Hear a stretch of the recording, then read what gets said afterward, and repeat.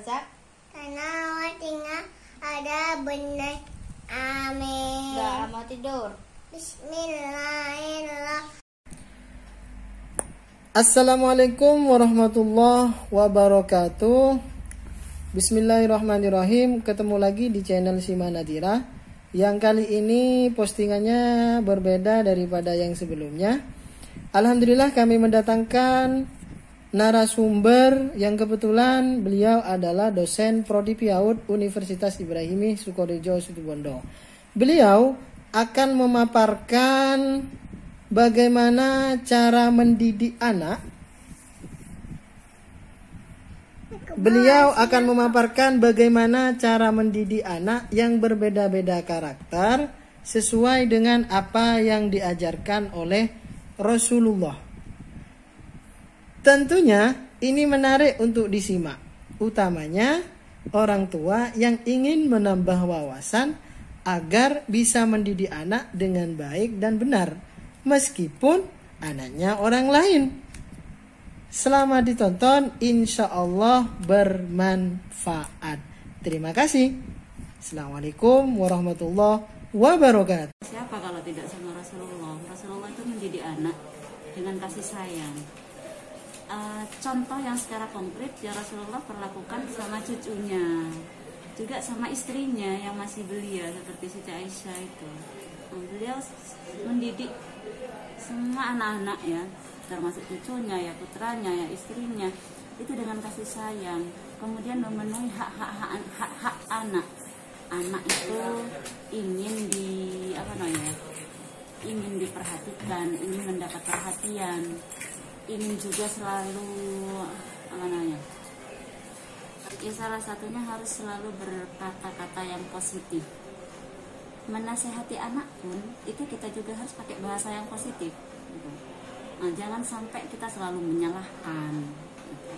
Menegur boleh, tapi harus dengan kata yang positif. Kata yang positif itu kita kemas dengan bahasa yang membuat anak itu tidak tersakiti, tidak merasa tertekan. Itu ya. Salah satunya juga sebenarnya contohnya juga tidak boleh bilang tidak boleh, jangan, itu contohnya. Jangan naik-naik.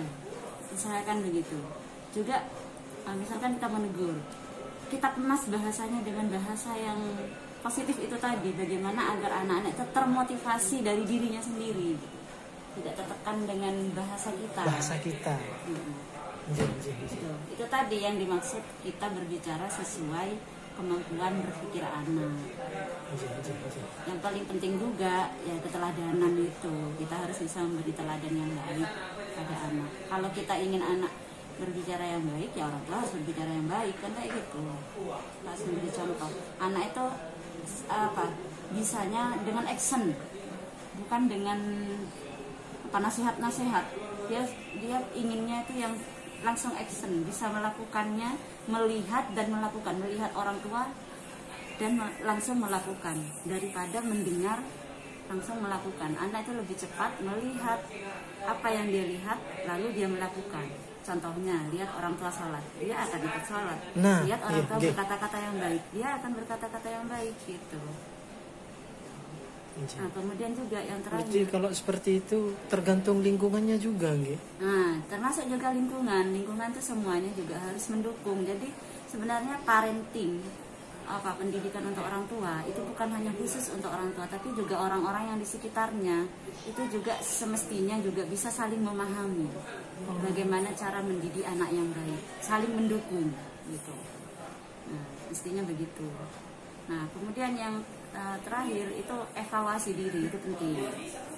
Apa yang sudah kita lakukan pada anak saat ini, kemarin mungkin ada sesuatu yang kurang tepat, itu kita renungkan, kemudian kita cari solusinya, kita ubah dengan sesuatu yang lebih positif gitu.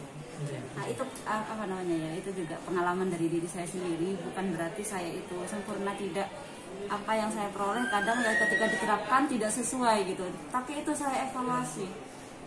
Saya kayaknya salah bersikap seperti ini kemarin, jadi harus saya evaluasi, saya tidak boleh lagi begini, besok harus saya perbaiki.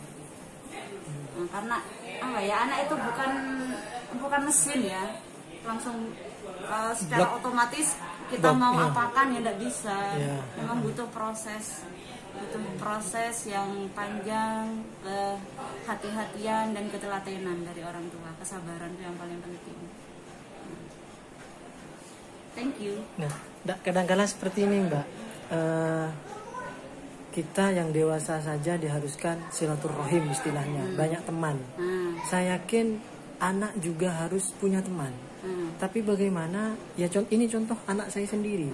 Anak saya itu memang ampolannya lah gitu Mbak, beda lah gitu. Iya. Cuman saya sebenarnya kasihan sama apa ya anaknya, apa ya Anak orang lain. anak orang lain Dengan sikap nangis, anak- iya anak dengan sendiri. sikap anak saya. Cuman apakah saya harus menyalahkan anak saya terus menerus gitu kan? Padahal tugasnya kita selaku pendidik bagaimana entah anaknya kita atau anaknya orang lain menjadi baik sama-sama enak gitu kan? Iya. Atau meskipun dengan segala kekurangannya, tapi bagaimana anak itu menjadi bertumbuh dengan baik, begitu Mbak. iya, terus- Tanpa harus menyalahkan, benar kata Mbak tadi. Gitu. Ya itu pasti harapan dari orang tua, anaknya semua ingin menjadi baik semuanya Iya, ya. Itu tadi yang saya katakan, gunakan kata yang positif. Seperti tadi ya, kita melihat sikap anak kita sama anak orang lain kok seperti itu. Dia tidak mau berbagi misalkan ya. Nah, maka cara kita adalah cara kita menegurnya itu bukan menyalahkan. Kamu kok seperti itu? Nah, itu kita balik ke kata yang positif. Kamu kok seperti itu? Kita gunakan kata yang positif. Nah, kalau bersama dengan orang lain, kita harus berbagi. Itu kata yang positif. Jadi kita ubah kata teguran.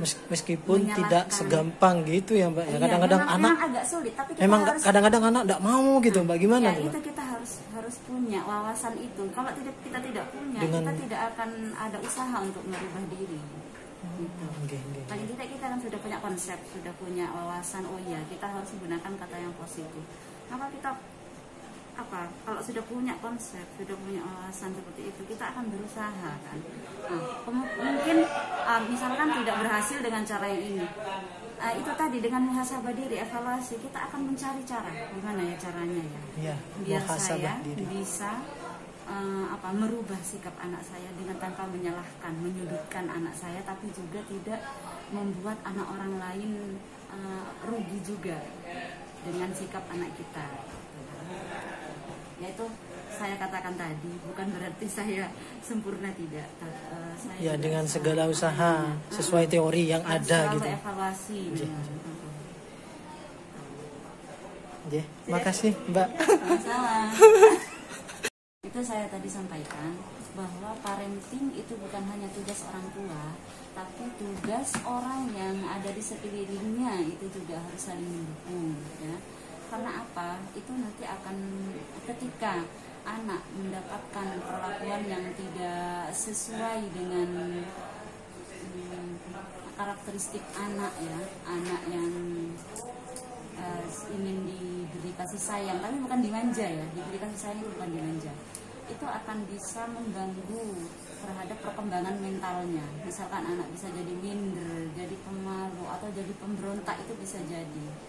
Nah, maka solusinya kalau sudah seperti itu, kita sebagai orang tua ya harus lebih dekat sama anak.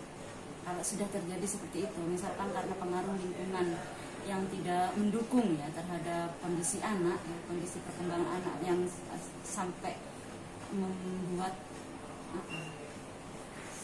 sampai anak-anak itu terjadi gangguan mental misalkan karena sikap lingkungan, maka kita harus mendekati anak, tapi bukan pas mengekang anak tidak kemana-mana, tidak, tapi kita beri kasih sayang yang cukup, kemudian juga kita beri wawasan, kita ajak komunikasi, tetap ajak anak-anak untuk bersosialisasi, tapi dengan bekal kita memberikan pemahaman kepada anak, tentunya dengan bahasa anak yang sesuai dengan bahasa anak gitu.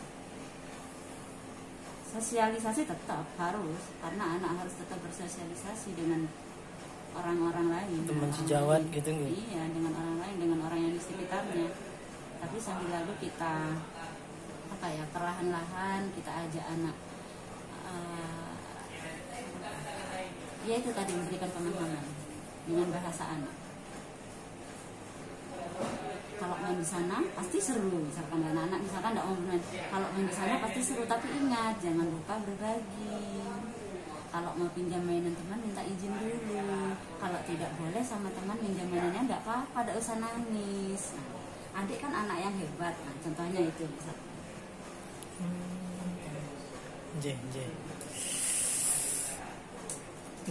Kadang-kadang memang apa ya, mendidik anak yang ya bisa dikatakan beda dari yang lain itu butuh kesabaran tersendiri. Kesabaran, perjuangan yang sangat besar menjadi orang tua. Yang penting kita kan punya bekal, punya wawasan itu tadi, punya wawasan untuk bisa mendidik anak dengan baik. Sudah.